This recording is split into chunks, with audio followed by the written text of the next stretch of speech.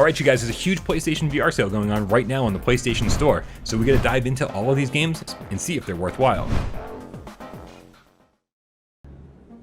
An interesting puzzle game that only lasts about 90 minutes. A Fisherman's Tale has unique gameplay mechanics, but gets old fast. Worth it for the sale price. There's a severe lack of quality first-person shooters on PSVR, but even with that understanding, ATEC Cybernetic is about as generic as they get, and not exactly the best port of the PC version. Again, not bad for the sale price, but it's skippable. There's barely any VR content here. Skip it. Unless you absolutely hate vulgar humor, for $5, you'd need the puzzles and ridiculous voiceovers of Justin Roiland's Accounting Plus in your life. Even for $3, Afterlife's 360 VR hybrid movie is only okay at best. Even with its touching subject matter, it didn't grab me the way that it was intended. Along Together is like Moss's little sister, with cartoony worlds and puzzle-heavy levels. It's fun, and $6 is the right price for it. If you like visual novels, Alt Deus Beyond Chronos is the first game to get the formula right in VR. The story isn't exceptional, but it's a quality experience. For only $5 you can play Apex Construct, which was an early attempt at a full-fledged adventure in VR. It's only about 5 hours, but the exploration and progression system here are absolutely worth a playthrough to check out. It's not the worst way you can spend $2.50 during the sale, but Apocalypse Rider is obviously a mobile port and is extremely forgettable. I still have no idea what the developers were thinking with Arca's Path. Everything from the controls, which I promise will result in a sore neck at some point, to the bland gameplay, which never reaches Marble Madness or Super Monkey Ball territory, are questionable at best. Archangel is a cinematic rail shooter where you pilot a mech through dangerous territory. Everything here is extremely polished and looks and feels great. The only thing holding it back is the short length and the lack of a New Game Plus mode. We always recommend Arizona Sunshine every time it goes on sale for this price. It's a fun zombie shooter with a nice co-op campaign and the 4-player horde mode. It's a little janky, but it's hard to complain at this price. Unless you're looking to get a cheap platinum trophy, which only takes about 20 minutes in Art Pulse, there's absolutely no reason to pick up this limited creation tool. Astrobot is essentially Sony beating Nintendo at their own game. For $10, Astrobot is one of the best 3D platformers ever made. Don't be fooled, ATV Drift and Tricks is just Moto Racer 4 reskinned, and the VR mode ditches the campaign completely, and you're relegated to solo practice modes. If shooting targets in rhythm sounds more fun to you than slicing blocks, well, it's not. But Audica is a fantastic rhythm game that no fan of the genre should miss. No, just no, skip it. Also, no, bad tracking, no fun. Side note, if you are training to be a bartender, you're better off just memorizing flashcards than playing Bartender VR Sim. Battle Lake has an amazing control scheme, so it's really fun to steer your pirate ship and take down enemies, but there's not much substance in the campaign. Really fun, but really shallow. One of the best co-op games on PSVR, Battlezone pits you and 3 teammates against the AI enemy, and turning the difficulty up means you could spend an entire afternoon completing one multiplayer session. It's an amazing game. Beat Blaster is a little divisive, but I did get hooked on this game for a couple days. The movement scheme takes a while to get used to, but there's a fun little arcade shooter here. Honestly, Beats Fever wasn't bad, but now that Synth Riders is on PSVR, you'll never need to give this game a second look. The beginning of Blind is infinitely better than the middle and end of Blind. For $10, it's a unique little puzzle game, but certainly not a must-have, even for horror game fanatics like me. It's $1, and I still don't recommend it. Pretty much defining what AAA means in VR, Blood and Truth is about as close to Time Crisis as we've gotten on PSVR. It's a little bit rail shooter, a little bit exploration, and super heavy on the narrative, but it's something that all PSVR gamers need to experience, at least once.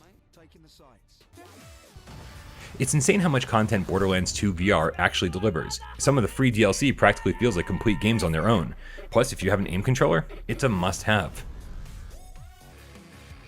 Even for the $10 price tag, Bravo Team fails to deliver. It gets compared to Time Crisis a lot, but unlike Time Crisis, Bravo Team sports no enemy variety, no vehicles, no cool bosses, no power-ups, no weapon upgrades, and no...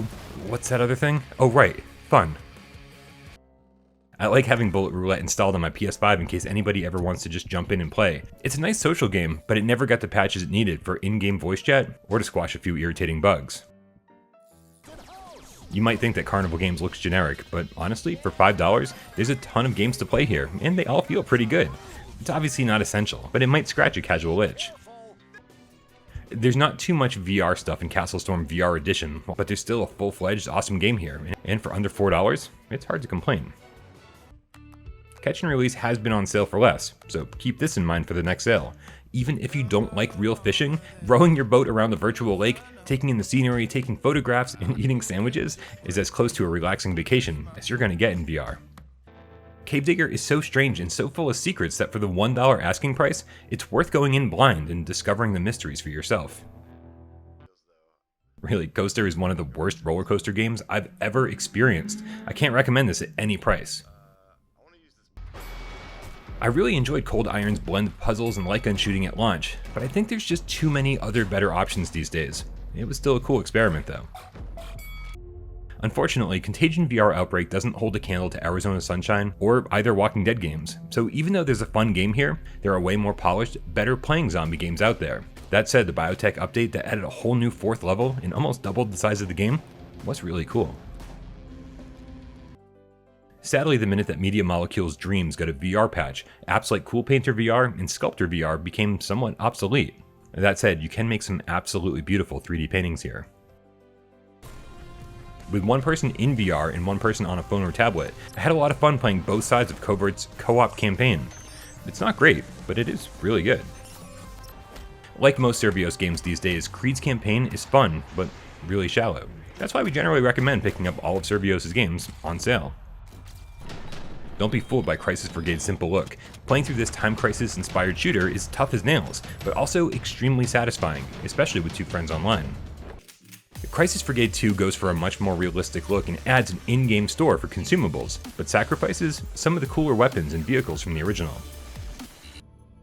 Dark Legion is a clunky, buggy, first-person shooter that had a ton of potential, but delivered on almost none of it. Unfortunately, even for $2, Darkness Roller Coaster just isn't all that good. There's a few decent levels here, but most of the game feels like poorly cobbled together Unity assets.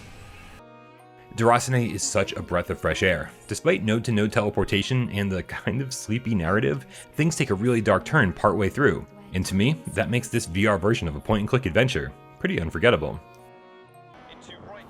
Rally racing isn't for everyone, but you should definitely consider giving it a chance for the $5 sale price. It's super realistic and super difficult, but it's also a full-fledged game, and amazingly rewarding. I've never watched the show, but I had a lot of fun with this game. It's mostly a puzzle game, but there are a couple great moments of horror, so for the price, it's pretty fun. I'd probably recommend Domino Craft for $3 if Gadgeteer, which is also on sale, hadn't come along and done everything 20 times better. Horror game fanatics need to check out Don't Knock Twice because of all the scary moments, but just be warned that there are a ton of bugs here that you may or may not experience. Although the resolution and world scaling keep Doom 3 from being a great VR port of the original, the inclusion of the full game, all the DLC, and aim support still make this a must-have for PSVR gamers. Unlike Doom 3, Doom VFR was built from the ground up for VR, and depending on which controllers you use, sometimes that's a good thing, and sometimes it isn't. That said, for $5, you need to own this fun entry into the classic series. Down the Rabbit Hole isn't very long, and there are huge parts of the game that just weren't any fun at all, which sucks because the first third and the last third were great. Dream Angling is a really weird, surreal fishing game, but let's make this simple. With Catch and Release on sale, you don't need any other fishing games in your life. We're so fortunate that the only PSVR tennis game, Dream Match Tennis, is also pretty damn good. Don't expect high production values, just nice courts, good physics, and an online mode that got patched in after launch. DWVR was the best Doom game we had in VR before we got 2 Doom games in VR. It's fun for a minute, but it's just a wave shooter and gets old really fast. Eagle Flight is one of those games that gets constantly overlooked because it was a PSVR launch title with mandatory blinders, but for $5 you need to look past that and experience this beautiful open world adventure. As an Oculus Go game that got ported to PSVR, Eclipse Edge of Light isn't perfect, but there's a fun adventure here with a lot of mystery, exploration, and jetpacks. Possibly the game with the most wasted potential on this entire list is Eden Tomorrow. It looks great, but the endless tutorial-like interactions and scripted events ruin what should have been an awesome sci-fi adventure. Don't be fooled, this one feels sloppy. Possibly the strangest music game on PSVR, or maybe anywhere, Electronauts puts you in front of a DJ booth that looks more like a mad scientist library and lets you go wild. Highly recommended. You might think that Star Wars Squadrons would make N-Space obsolete, but this game still delivers a fun, visually stunning single-player adventure, even if there's literally nothing to do between levels. Even after tons of updates and patches, Aspire 1 VR Operative never achieved anything it set out to do. It's a game about stealth where footsteps don't even use 3D audio, or stereo audio, and there's zero repercussions for running in guns blazing. Sorry, hard pass. Clocking in at around 30 minutes, Everest VR isn't terribly long or terribly interactive.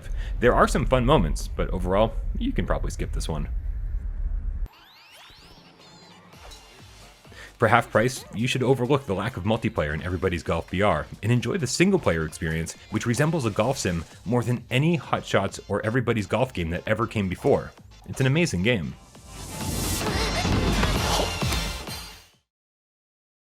Alright you guys, thank you for tuning in to part 1 of the PlayStation VR sale video. I will do my absolute best to get part 2 out tomorrow.